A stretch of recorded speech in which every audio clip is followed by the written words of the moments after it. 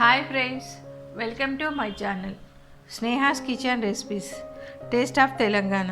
నేను ఈరోజు చేస్తున్న రెసిపీ ఏంటంటే క్యాబేజ్ టమాటా నేను కుక్కర్లో వేస్తున్నా. కుక్కర్లో వేస్తే మంచిగా అవుతుంది. అది ఎట్లా చేయాలో చూపిస్తా. ఒక 2 కప్స్ క్యాబేజ్ తీసుకుంటున్నా. ఇంత సైజులో తరిగి పెట్టుకోవాలి. మరీ చిన్నగొద్దు, మరీ పెద్దగొద్దు, ఇట్లా మామూలుగా మీడియంలో కట్ చేసి పెట్టుకోవాలి. దీనికి ఒక పెద్ద సైజు ఆనియన్, కొంచెం ఆనియన్ ఎక్కువ ఉంటే టేస్ట్ బాగుంటుంది, అందుకని కొంచెం ఆనియన్ ఎక్కువ వేసుకోండి. అది ఎట్లా చేయాలో చూపిస్తా. ఈ క్యాబేజీ టమాటా కుక్కర్లో వేసి వండుతున్నా. కుక్కర్ అంటే ఇట్లా మామూలుగా హాకిన్స్ అయితే ఇట్లా బాగుంటుంది, అంటే కొంచెం వేరే గిన్నెలైనా కొంచెం లోతుగున్న గిన్నెలు అయితే బాగుంటాయి, అందుకనే నేను కుక్కర్లో వండుతూ ఉన్నా. కడాయిలో చేసిన దానికంటే ఇట్లా దీంట్లో కుక్కర్లో వేస్తే చాలా మంచిగా అవుతుంది అన్నమాట కర్రీ. స్టవ్ వెలిగించుకొని కుక్కర్ పెట్టుకొని దీంట్లోకి ఆయిల్ వేసుకోవాలి. ఒక 3 టేబుల్ స్పూన్స్ ఆయిల్ వేసుకున్నా. ఆయిల్ వేడెక్కగానే ఇప్పుడు మనం ఇందులోకి జీలకర్ర ఆవాలు హాఫ్ టీ స్పూను జీలకర్ర ఆవాలు చిటపట్లాడుతున్నప్పుడు మనము పెద్ద సైజు ఆనియన్ ఒకటే 4-5 పచ్చిమిరకాయలు వేసుకుంటున్నా. అవి చిన్నగా ఉన్నాయి. ఇంకోటి ఏంటంటే కారం తక్కువ ఉన్నాయి కాబట్టి ఒక 4-5 వేసుకుంటున్నా. ఇందులోకి ఒక 1 టీ స్పూను కరివేపాకు, ఒక 1 టేబుల్ స్పూను మెంతి కూర. మెంతి కూర వేస్తే టేస్ట్ బాగుంటుందండి. మెంతి కూర కంపల్సరీ యాడ్ చేయండి. చిటికెడంతా సాల్ట్ వేస్తున్నా ఆనియన్ తొందరగా ఫ్రై కావడానికి. ఆనియన్ మంచిగా బ్రౌన్ కలర్ అయింది, మంచిగా మగ్గిపోయినాయి ఆనియన్స్. ఇప్పుడు ఇందులోకి మనము హాఫ్ టీ స్పూను పసుపు వేస్తున్నా. 1 స్పూను అల్లం వెల్లుల్లిపాయ పేస్ట్ వేసుకుంటాను. అల్లం వెల్లుల్లిపాయ పేస్ట్ కొంచెం ఎక్కువ వేసుకుంటే మంచి టేస్ట్గా ఉంటుందని.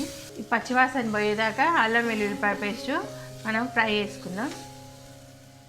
అల్లం వెల్లుల్లిపాయ పేస్ట్ మంచి పచ్చివాసన పోయింది, ఫ్రై అయింది. ఇప్పుడు ఇందులోకి మనము క్యాబేజ్ వేసుకుందాం.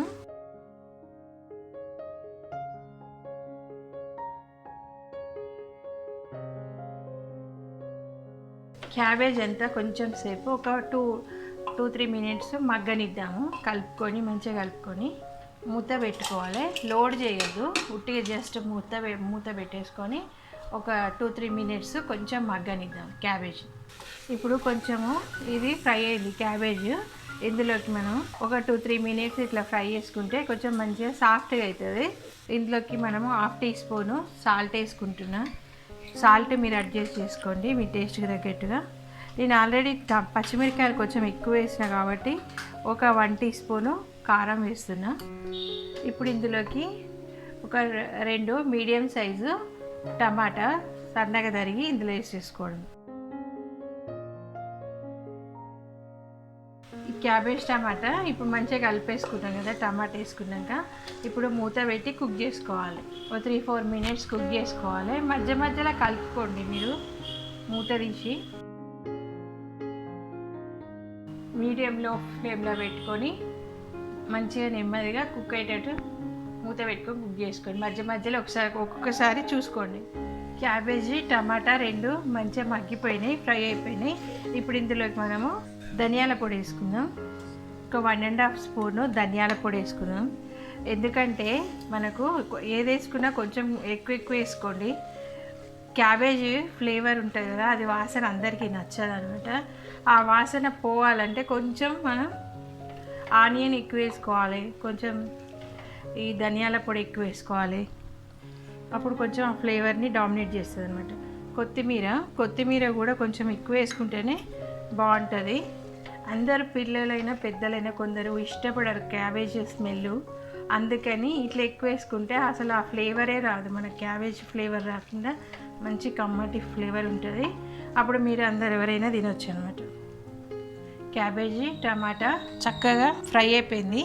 ఇప్పుడు దీన్ని మనం స్టవ్ ఆఫ్ చేసుకొని సర్వింగ్ బౌల్లోకి తీసుకుందాం. క్యాబేజీ టమాటా చాలా బాగుంటుంది టేస్ట్, కంపల్సరీ ట్రై చేయండి. మీకు కనుక వీడియో కనుక నచ్చినట్టయితే లైక్ చేయండి, షేర్ చేయండి, నా ఛానల్ని సబ్స్క్రైబ్ చేసుకోండి మరిన్ని వీడియో అప్డేట్స్ కోసం. Thank you for watching my video.